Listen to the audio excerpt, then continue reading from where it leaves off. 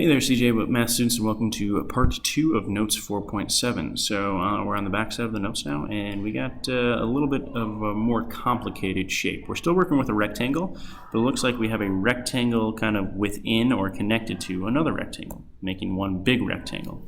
So what I'm doing is I'm giving you some line segments, right? And I'm saying, okay, find me the length or find me the perimeter or the area.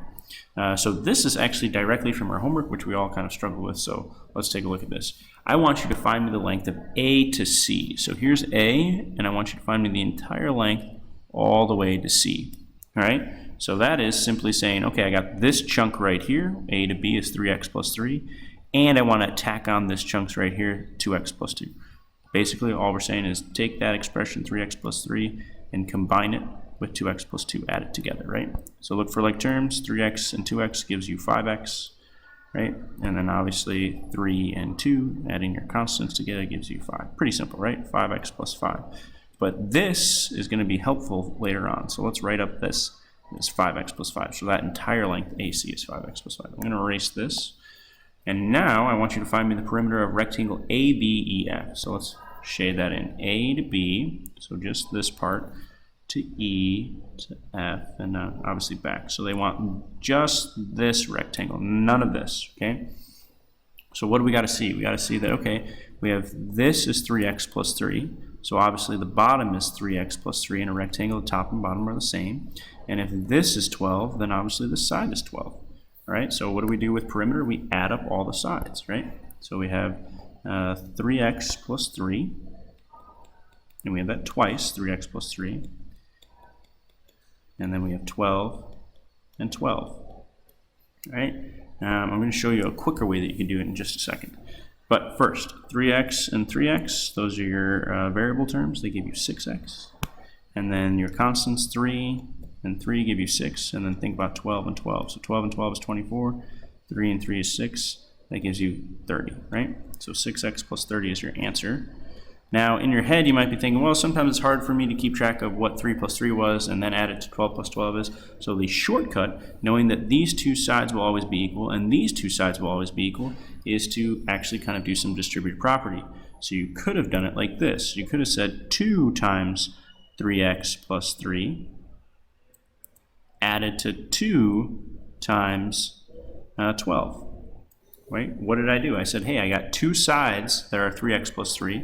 And when I distribute that, I'm going to get 6x plus 6. And I got two sides that are 12, and when I multiply that, I'm going to get 24. And now all I have to do is combine 6x plus 6 and 24. And what does that give me? That gives me the exact same thing, 6x plus 30. So basically, a perimeter you could think of as an equation, which we haven't really talked about yet, but we will. 2 times the length plus 2 times the width, since the lengths are always the same and the widths are always the same. All right, I want you to pause the video and try and do number, oh wait, nope, still got one more to do, sorry. I got to find the area of ACDF. So I'll do this in a different color. So A to C is this, A all the way to C, and then D to F. So this entire rectangle. Now you may think, all right, this is going to be kind of tricky, but actually in the first step we already did something that's going to help us out. We figured out what A to C was, right? We figured out this entire length up top, which is 5x plus 5. Remember, we added these two chunks together.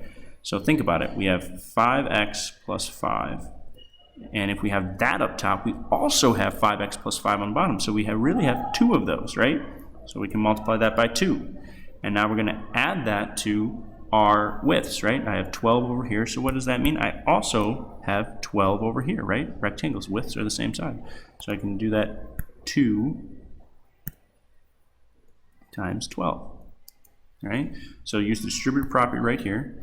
2 times 5x is 10x. 2 times 5 is 10, right? Nothing new there. Add it to 2 times 12, which is 24. And now I just need to look at my constants. My constants here are 10 and 24. There's no other like terms, right? I can't combine those. That one's got a variable. So I have 10x plus 34, and that is my answer for an expression of my area of that rectangle. Now, if I told you like x is 3, then you would just plug in to find that area, right? All right, now go ahead and pause the video and try and do number 6, right? Number 6 is kind of tricky because you got this minus sign. I'd say, hey, plus a -5 there to maybe help you out. And remember, when you're adding, you're going to have to add -5 plus 1 and use your integer rules, right? Okay, last thing real quick is number 7. After you've done number 6, write the perimeter of the regular octagon. A regular means all sides are the same or equal, right? And if you look at this picture, that's basically what it's saying. Every single side is 2x plus 5, right? And an octagon, if you count it up, has 8 sides. So if I wanted to do this, I could write a super long expression, 2x plus 5, 2x plus 5, 8 times, right? Or I could just say, hey, repeated addition, that's just multiplication. I got 8 sides. They're all 2x plus 5. I could just do 8 times 2x plus 5. Just going to go ahead and use my distributive property.